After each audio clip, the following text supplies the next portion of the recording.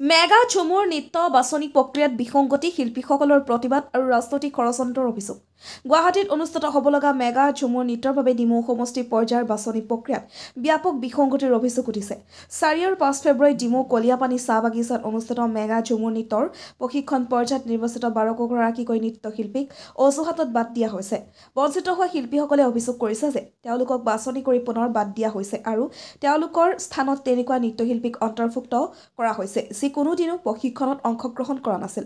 অসম চাহ জনজাতি ছাত্ৰ সন্থাৰ ডিমৌ শাখাই এই ঘটনাক এক ডাঙৰ ৰাজনৈতিক ষড়যন্ত্ৰ হিচাপে অভিহিত কৰি শিৱসাগৰ জিলা আয়ুক্ত আৰু বিধায়কক স্মাৰক পত্ৰ দাখিল কৰিছে। সন্থাই দাবী কৰিছে যে ডিমৌ সমষ্টি বাছনি প্ৰক্ৰিয়াত নিৰ্বাচিত নৃত্যশিল্পীসকলক সম্পূৰ্ণ সুযোগ দিব লাগে। যদি বঞ্চিত শিল্পীসকলে অংশগ্ৰহণৰ সুযোগ নাপায় তেন্তে ডিমৌ সমষ্টি শিল্পীসকলে মেগা ঝুমুৰ নৃত্যত অংশগ্ৰহণ কৰিবলৈ দিয়া নহ'ব বুলি সন্থাই হুংকাৰ প্ৰদান কৰিছে।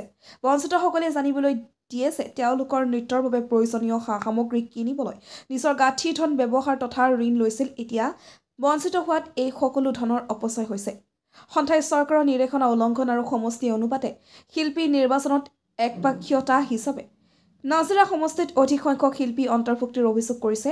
বঞ্চিত শিল্পীসকলে প্ৰশিক্ষকসকলৰ প্ৰকৃত কোনো দায়িত্ববোধ নথকাৰ অভিযোগ কৰিছে। প্ৰশিক্ষকসকলে ওপৰৰ নিৰ্দেশ বুলি কৈ দায় এৰাই চলিছে বুলি গুৰুতৰ অভিযোগ উত্থাপিত কৰিছে। সন্থাই ডিমৌ শাখাৰ পৰা পুনৰ দাবী উত্থাপন কৰিছে যে সকলো বঞ্চিত নৃত্যশিল্পীক সন্মানজনকভাৱে মেগা ঝুমুৰ নৃত্যত অংশগ্ৰহণৰ সুযোগ দিব লাগে। অন্যথা নৃত্যশিল্পীক আয়োজিত কাৰ্যসূচীত অংশগ্ৰহণ নকৰাৰ প্ৰতিবাদৰো হুংকাৰ প্ৰদান কৰিছে। ডিমৌৰ পৰা শিৱ কুমাৰ চৌহানৰ report, North East Frontier news.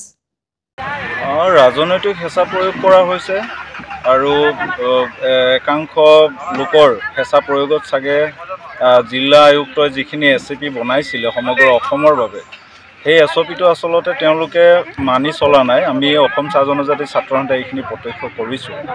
যিহেতু তেওঁলোকৰ 4 দিনৰ প্ৰশিক্ষণত যিকেইগৰাকী ছোৱালী সম্পূৰ্ণ তেওঁলোকৰ 4 দিন প্ৰখৰ ৰ'দত নচুৱাই তেওঁলোকৰ যাৱতীয় সা সামগ্ৰী আৰু অফিচিয়েলি তেওঁলোকক ঘোষণা কৰা হৈছিলে যে আপোনালোকৰ নিৰ্বাচন কৰা হৈছে, কিন্তু হঠাৎ তেওঁলোকে আকৌ LAC বোৰ্ডত আলোচনা কৰি আমি আৰু কিছুমান 12গৰাকী ছোৱালী আমাৰ ডিমৌ LACৰ পৰা কৰ্তন কৰিছে, আমগুৰিৰ পৰা কৰ্তন কৰিছে।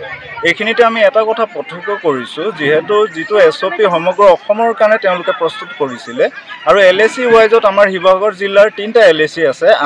আমগুৰি LAC 63, কিন্তু নাজিৰা LACত আকৌ 89গৰাকী ছোৱালী লৈ থকাটো এটা ৰহস্যজনক কথা হৈছে যে নাজিৰাত তেওঁলোকে আৰম্ভণিৰ পৰা 89টা লৈছে। তাৰ মানে 26গৰাকী নাচনী বেছিকৈ নাজিৰা LACত লৈ আছে। আমি দাবী জনাইছোঁ যে ইকুৱেলি তেওঁলোকে ডিভাইড কৰি দিয়ক, যাতে কোনো LACত কোনো নাচনী তেওঁলোকে বঞ্চিত নহয়।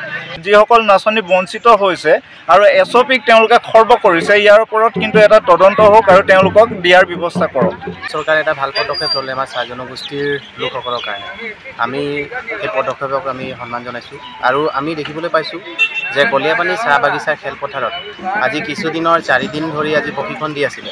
প্ৰশিক্ষণত আমি শেষ পৰ্যায়ত অহাকালি যোৰহাটত তেওঁলোকে 3খন জিলাৰ যৌথ উদ্যোগত কাইলৈ তাত এটা আপোনাৰ ঝুমুৰ নাচিব। তো আমি দেখিবলৈ পাইছোঁ যিসকল ব্যক্তি বা যিসকল নাচনী, যিসকল ঢুলীয়া 4 দিন ধৰি যিসকল ইয়াত নাই, কলিয়াপানী খেলপথাৰত নাই, সেইসকলক আমি দেখি পাইছোঁ। গতিকে আমি চাহ জনজাতি ছাত্ৰ সন্থাৰ ফালৰ পৰা আমি দাবী জনাইছোঁ। আৰু 12গৰাকী নাচনী তেওঁলোকে কৰ্তন কৰিছে। আজি যদি তেওঁলোকৰ যদি বয়সেই হোৱা নাই, তো 4 দিন ধৰি কি কৰি আছিলে মই সেইটো সুধিব বিচাৰিছোঁ। 4 দিন ধৰি তেওঁলোকে কি কৰি আছিলে, কেলৈ নচাই আছিলে? যিসকলক আজিলৈকে দেখা নাই, যিসকল ঢুলীয়াক দেখা নাই, যিসকল নাচনীক দেখা নাই, সেইসকলক আমি আজি দেখিবলৈ পাইছোঁ। গতিকে এইবোৰ দুৰ্নীতি ইয়াত নচলিব।